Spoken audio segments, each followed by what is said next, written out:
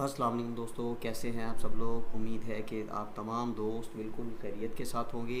तो दोस्तों, आज की वीडियो में मैं आपके लिए लेकर आया हूँ 10th क्लास के फ़िज़िक्स सब्जेक्ट के हवाले से गेस्ट पेपर्स।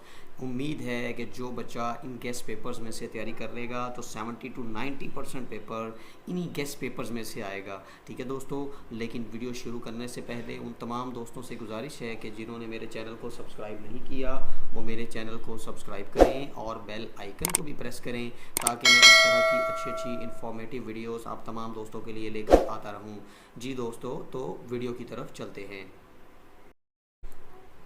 जी दोस्तों, तो आप अपनी स्क्रीन के ऊपर important short questions 10th class के देख सकते हैं, जिसमें सबसे पहला शॉर्ट क्वेश्चन जो है वो differentiate between amplitude, time period and frequency है। सेकंड जो है differentiate between mechanical and electromagnetic waves हैं। और थर्ड क्वेश्चन जो है वो define simple harmonic motion and discuss characteristics of SHM यानी सिंपल हार्मोनिक मोशन। आगे है differentiate between frequency and pitch of sound. इसी तरह से जो फिफ्थ क्वेश्चन है on what factors does the loudness of the sound depend. तो आगे सिक्स क्वेश्चन की बात करें, why are sound waves called mechanical waves. ठीक है दोस्तों, अगर सेवन्थ क्वेश्चन की बात करें तो what is the range of audible frequency of sound. Eighth question की बात करें तो define spherical mirror, how is it formed, what are types of spherical mirror. इसी तरह नाइन्थ क्वेश्चन की बात करें तो define mirror formula and refractive index. What is आगे टेंथ की बात करें तो what is meant by total internal reflection, define critical angle, also write conditions for total internal reflection. ठीक है दोस्तों, तो ये क्वेश्चंस बिल्कुल इंपॉर्टेंट, बहुत ही इंपॉर्टेंट क्वेश्चंस हैं। अगर 11th की बात करें तो explain Coulomb's law of electrostatics and right it's mathematical form. आगे 12th की बात करें तो 12 जो है वो is electric intensity of a vector quantity, is electricity जो है वो वेक्टर क्वांटिटी है इलेक्ट्रिक। तो ये आपने बताना है what will be its direction and what will be its direction क्या होगी। इस तरह इज इलेक्ट्रिक। आगे अगर 13 की बात करें तो what is the relation between electric potential and potential energy. आगे बात करें 14 की तो what is the unit of capacitance, define it. आगे 15 की बात करें तो पोटेंशियल डिफरेंस बताना है, इसका ऐसा यूनिट बताना है। 16 की बात करें तो what is the advantages of parallel combination of resistors. आगे 17 की बात करें तो define resistance, give its mathematical form and describe its reason and ऐसा यूनिट।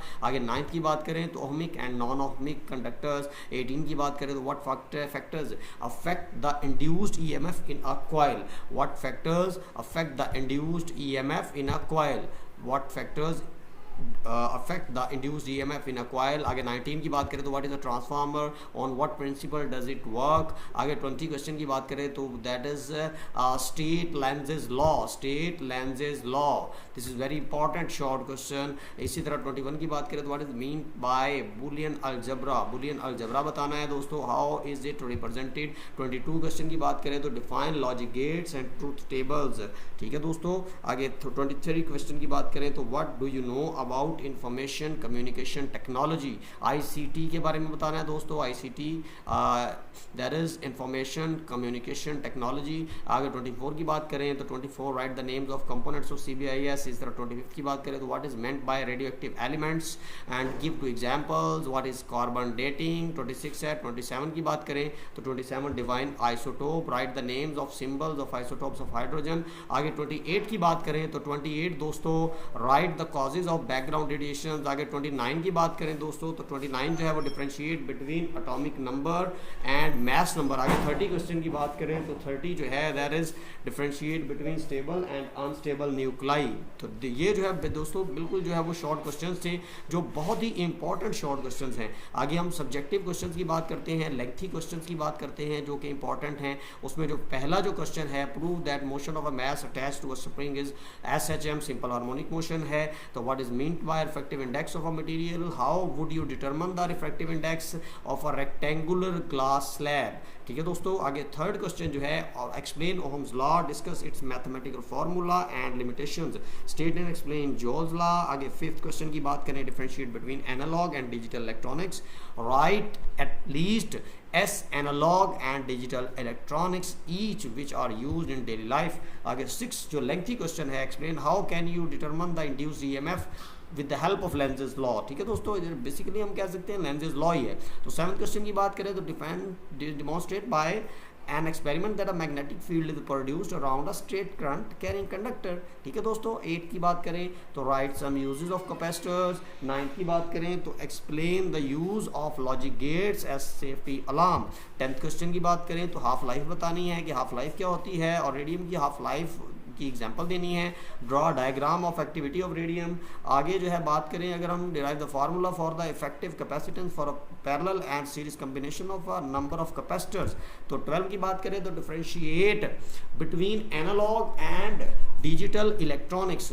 तो एनालॉग और डिजिटल इलेक्ट्रॉनिक्स के बारे में बताना है, बड़ा इंपॉर्टेंट क्वेश्चन है। एनालॉग और डिजिटल इलेक्ट्रॉनिक्स के बारे में बताना है दोस्तों। ये देखें आगे, write at least 5 analog and digital electronics each which are used in daily life. तो डेली लाइफ में हम जो एनालॉग जो ऑपरेटर्स यूज़ करते हैं इलेक्ट्रॉनिक्स के या डिजिटल यूज़ करते हैं उनकी आपने डेली लाइफ के अंदर से एग्जांपल्स देनी है। ठीक है दोस्तों, व्हाट इज़ ईमेल, ईमेल क्या होता है और राइट इट्स एडवांटेजेस, इसके एडवांटेजेस बताने हैं कि ईमेल इलेक्ट्रॉनिक मेल बेसिकली जिसको कहते हैं, तो इसके एडवांटेजेस बताने हैं हमने। उसके बाद गेट्स के बारे में बताना है, नैंड गेट क्या होता है, नॉर ऑपरेशन क्या होता है, एक्सप्लेन ट्रूथ टेबल, तो इनके ट्रूथ टेबल भी हमें आने चाहिए कंप्लीटली। 15 क्वेश्चन की बात करें तो 15 जो है इक्विवेलेंट रेजिस्टेंस के बारे में बताना है।